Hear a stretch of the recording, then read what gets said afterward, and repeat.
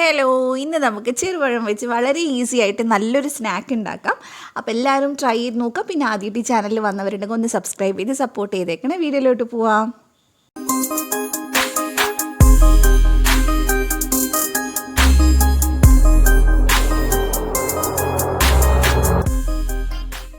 അപ്പോൾ ആദ്യം തന്നെ ഒരു ബൗൾ എടുത്തിട്ട് അതിനകത്തോട്ട് നമുക്ക് അരിപ്പൊടി ചേർത്ത് കൊടുക്കാം. ഞാൻ ഇവിടെ 1/2 കപ്പ് അരിപ്പൊടി ചേർക്കുന്നുണ്ട്. അരിപ്പൊടി എന്ന് പറഞ്ഞാൽ നമ്മൾ പത്രികയ്ക്ക് എടുക്കുന്ന പൊടിയാണ്. അതിനകത്തോട്ട് നമുക്ക് 2 ടീസ്പൂണോളം കറുത്ത എള്ള് ചേർത്ത് കൊടുക്കാം. ഇനി ഇതിലേക്ക് നമുക്ക് 1 ടേബിൾ സ്പൂൺ മൈദ ചേർത്ത് കൊടുക്കാം. അതിൻ്റെ കൂടെ തന്നെ ഒരു 2 നുള്ളു മഞ്ഞൾപ്പൊടി ചേർത്തിട്ടുണ്ട്. അത് നിർബന്ധമൊന്നുമില്ല, വേണമെങ്കിൽ ചേർത്താൽ മതി. പിന്നെ ഒരു 2 നുള്ളു ഉപ്പ് ചേർത്തിട്ടുണ്ട്. ഇനി നമുക്ക് പഞ്ചസാര ചേർത്ത് കൊടുക്കാം. ഞാൻ ഇവിടെ ഒരു 2 ടേബിൾ സ്പൂൺ പഞ്ചസാര ആദ്യം ചേർത്തിട്ടുണ്ട്. നോക്കിയിട്ട് വേണമെങ്കിൽ മാത്രം കുറച്ചുകൂടെ ചേർത്താൽ മതി.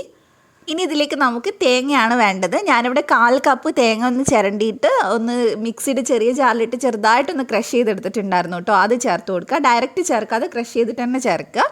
അതുപോലെ തന്നെ 2 ഏലക്ക ചേർത്തിട്ടുണ്ട്. എന്നിട്ട് എല്ലാം കൂടി നമുക്ക് നന്നായിട്ടൊന്ന് മിക്സ് ചെയ്തെടുക്കാം. നല്ല പോലെ ഒന്ന് മിക്സാക്കി എടുക്കുക. ഇനി നമ്മൾ ഇതിനകത്തോട്ട് ചേർത്ത് കൊടുക്കുന്നത് സാധാ വെള്ളമാണ്. വെള്ളത്തിന് പകരം നിങ്ങൾക്ക് വേണമെങ്കിൽ തേങ്ങാപ്പാൽ എടുക്കാം. അപ്പോൾ തേങ്ങാപ്പാലൊക്കെ കയ്യിലുണ്ടെങ്കിൽ അത് വെച്ചിട്ട് നമുക്ക് ചെയ്യാം. അപ്പോൾ കുറച്ചുകൂടി ടേസ്റ്റി ആയിരിക്കും, നിർബന്ധമൊന്നുമില്ല.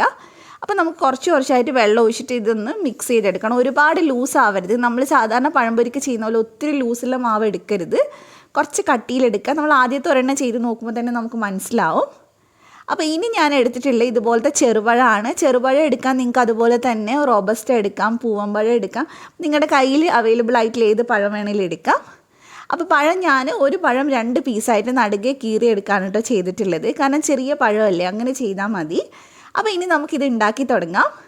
അപ്പോൾ ഓയിലൊന്ന് വെച്ചിട്ട് അതൊന്ന് ചൂടാവുന്ന സമയത്ത് നമ്മൾ പഴംപൊരി ഉണ്ടാക്കുന്ന പോലെ തന്നെ മാവിൽ മുക്കിയിട്ട് ഓരോ പഴവും നമുക്ക് എണ്ണയിൽ ഇട്ട് കൊടുക്കാം. നല്ല ടേസ്റ്റി ആയിട്ടുള്ള ഒരു പഴംപൊരിയാണ് കേട്ടോ. ചെറുപഴം കൊണ്ട് ചെയ്യുന്നു മാത്രമേ ഉള്ളൂ. പക്ഷേ നമ്മൾ സാധാരണ ചെയ്യുന്നതിൽ നിന്ന് കുറച്ച് വ്യത്യാസമുണ്ട്. അതിൻ്റെ രുചിയും അതുപോലെ തന്നെ അതിൻ്റെ ആ ഒരു ടെക്സ്ചറും ഒക്കെ. അപ്പോൾ ഒരു സൈഡ് ഒന്ന് റെഡിയായി വരുമ്പോൾ നമുക്കിതൊന്ന് തിരിച്ചിട്ട് കൊടുക്കാം. അപ്പോൾ ഇത് ഈ സൈഡ് നമ്മൾ തിരിച്ചിട്ട് കൊടുത്തിട്ടുണ്ട്. 2 സൈഡും നല്ലൊരു ബ്രൗൺ കളർ ആവുന്നത് വരെ നമുക്കൊന്ന് ഫ്രൈ ചെയ്തെടുക്കാം. അപ്പോൾ സാധാരണ നമ്മൾ നേന്ത്രപ്പഴം വെച്ചല്ലേ ചെയ്യുന്നത്. ഇതുപോലെ ചെയ്യാത്തവരുണ്ടെങ്കിൽ ഒന്ന് ട്രൈ ചെയ്ത് നോക്കുക. കാരണം നമുക്ക് കുറച്ചും കൂടെ നല്ല ക്രിസ്പി ആയിട്ട് ഉള്ളിൽ നല്ല സോഫ്റ്റ് ആയിട്ടുള്ള പഴമൊക്കെ വരുന്ന സമയത്ത് നല്ല ടേസ്റ്റാണ് കഴിക്കാൻ. അപ്പോൾ അത് 2 സൈഡും ഇവിടെ റെഡി ആയപ്പോൾ ഞാനിത് എടുത്തിട്ടുണ്ട്. ഒരുപാട് എണ്ണയൊന്നും കുടിക്കില്ല, നമ്മൾ അരിപ്പൊടിയിലല്ല ചെയ്തിട്ടില്ല. അപ്പോൾ ഒത്തിരി എണ്ണയൊന്നും കുടിക്കില്ല. അപ്പോൾ അതേ നമ്മുടെ പഴംപൊരി ഇവിടെ റെഡി ആയിട്ടുണ്ട്.